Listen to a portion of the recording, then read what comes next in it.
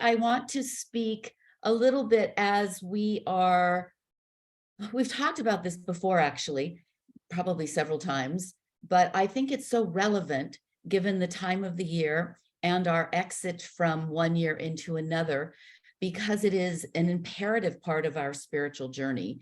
And um, one of the not talents, but one of the possibilities that we would want to really incorporate into our journey. And that is the capacity to sit in reality, not in story. And because we tend to fall back into story when things get busy. When we're really busy, we take shortcuts in the way that we make decisions and our movement, and so that we can sort things very quickly and fit in more tasks and more visits and more activities and whatnot. We tend to use the shorthand.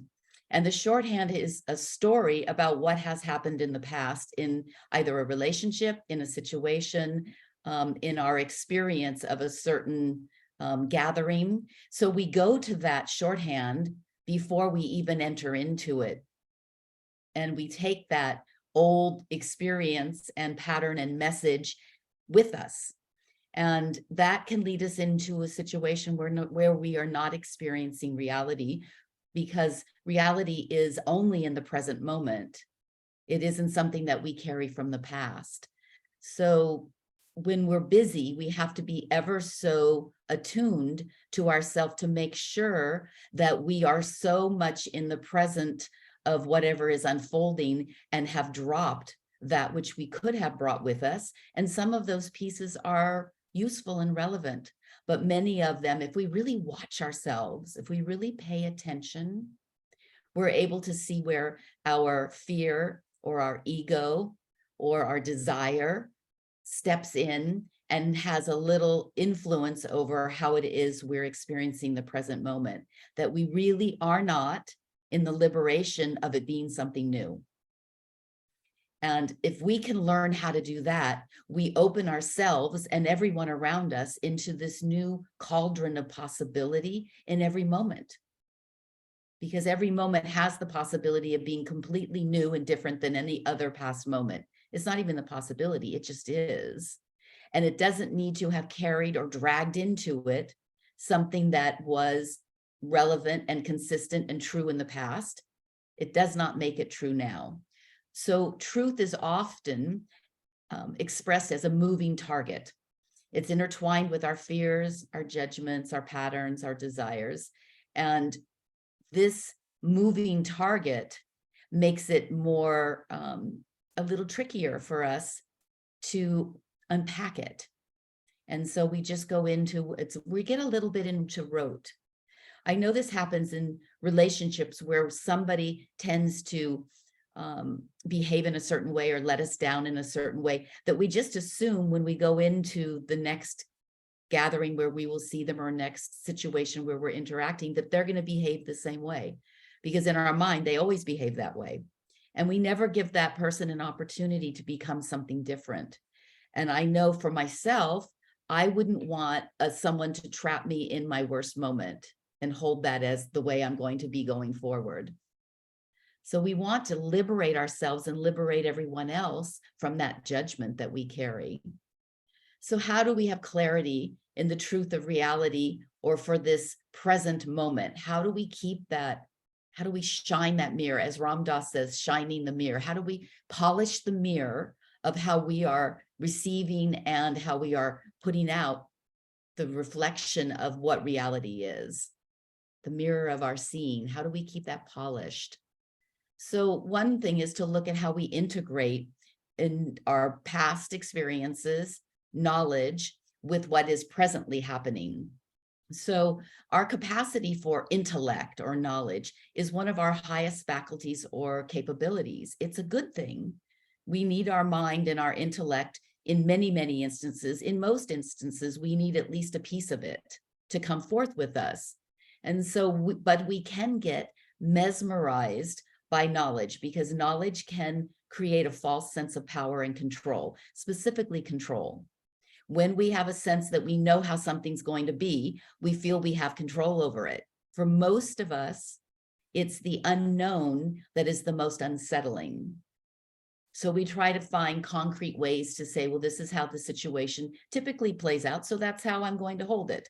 Instead of holding it in the unknown, the cauldron of unknowingness, which is much more unsettling, but much more exciting, we want to put ourselves back into just the way children see every new moment that comes to them. They haven't built up enough patterns and enough resistance and enough history to have it cloud every new experience they have. They just come to it new. It's a wonderful thing for us to observe. So we want to use this intellect, this mental capacity, but without integrating it with the experiences that we've had and the experience in the moment, we can't comprehend the present moment fully, not fully enough. We don't have to drop everything else and only be present and say nothing else has happened. That's not reality. In reality, we have had experiences that have taught us things that are useful for us to know. We just don't want to be trapped by them. So let's just say, for the most complete or accurate assessment of life in the present moment, we need our knowledge, our wisdom, our intellect, the intellectual acumen we have acquired through study and through the life that we have led, and our experience of all of our senses. All of this input, including the intuitive nature, which is part of our sensory intake and output, taking into account all of those pieces and blending them into this way that we are existing in the present moment. So the biggest trap we get into is our subjective prejudices. So most of us have built up a belief system that is brought into how we make judgments and how we quickly can sort and let go of something. We'll say, well, that never works, so I won't do it that way. And some of that's useful and some of that is not. So knowledge is a memory. It's not a collection of independent thoughts. Our mind has independent thoughts running through it all the time. And they may be related to what the activity you're doing. They may be related to some past, something sitting that happened to you yesterday. Our mind has fragments of thoughts that come and go and intertwine. Our knowledge is memory, but it's a collection of comprehensive dependent thoughts that make up something, a train of thought around something, a knowingness and a knowledge around a certain idea. So they're generally organized. Knowledge isn't usually disparate. We usually have it in an organized way for us to understand something, whatever the ideas we're trying to understand. But the thoughts in our mind can be disparate and moving all around. So we have these moving around ideas. We have this train of intellectual thought that has some order to it. And then we have the present moment that's bringing in whatever is actually happening in this present moment. And we have our experiences from the past that are laying a certain color. They're like the color commentator over what's happening in the present moment. So the problem with knowledge is that it's in the past. We learned about something in the past. It's not about the present. Knowledge is something that we've taught ourselves from a book or an experience or from some sort of teaching, and we put it together in a comprehensive way in our mind, but it's a past thought. So we know knowledge is, in science, shows us this all the time. Knowledge is only as good as the last moment. It's good now, but when we learn something new, now that knowledge becomes something different. So if we hold on to it as truth, with a capital T, that knowledge is forever going to be true, then we're going to get trapped in something that has evolved to something else and we haven't evolved with it. So knowledge is very tricky. We have to be very careful about knowledge, very careful. But we want to use it when it's useful for us. So how do we need to just constantly be looking at how am I blending all of these aspects together so that I'm in the reality of this moment? So that I'm in the reality of what's really happening in this second, so that I see truth of what things are rather than what I'd like them to be. Because in our spiritual journey, the more we coat our spiritual journey with these different ideas that are not actually true now, they maybe were true before, but they're not true now, the less our path leads us in the direction we want. It's like we're coming down to our path and we have little branches of places and paths, smaller paths we can take off of the main path. And every time we take a path that is something that refers to and reflects back to our past, but isn't true now, it takes us in a different direction. It's fine. It might end up coming back, weaving back to the same, but you've derailed the journey you've put yourself on. You've derailed the journey you've put yourself on. So we have to sit in the spaces in between. There's a beautiful German word for this. I wonder if any of you ladies who've been in Germany lately can remind me what it is about the spaces between, that there's something that happens, like say in our breath, when you take an inhale and there's a space between you before you exhale, there's this brief moment where you're not inhaling, you're not exhaling. There's just solitude, and it's like the unchiness and the juiciness of either of them, because it's nothingness, but it's connected to both the inhale and the exhale. So our life, as we experience it working towards reality, has these unchy little spaces where we can take all of this incoming information and make an assessment based on what is happening in this moment and how it may be different from our memory and how it may be different from our knowledge. What is the truth of that moment? We have to uncover that, unearth that in this little space that we're in. So we have packets of this that happen all day long when we have the opportunity to integrate rather than to jump to a conclusion based on whatever we want to call it, our knowledge, our past experiences, our judgments, whatever we want to use, but not to jump to something, to simply be available to a new spark of possibility in that moment. And this will continue. When we do this, we continually open up our heart, we open up our spaciousness, and this journey that we work so hard to be on becomes very vibrant and very alive. This pause between the inhale and the exhale holds like the whole thing. It's like the kernel of everything is held in this pause. This is why we do pranayama. This is why we do our meditation practice. This is why we work on our consciousness of being in the present moment, so that we at least have the possibility of opening up this little space. And the more we practice it, the broader the space can get.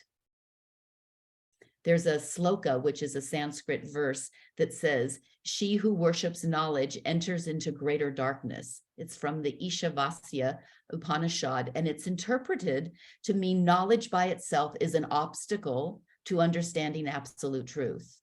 So here the Upanishads, which are thousands and thousands of years old, talked about the idea that we cannot just use our intellect to assess something. We know that. We talk about that all the time.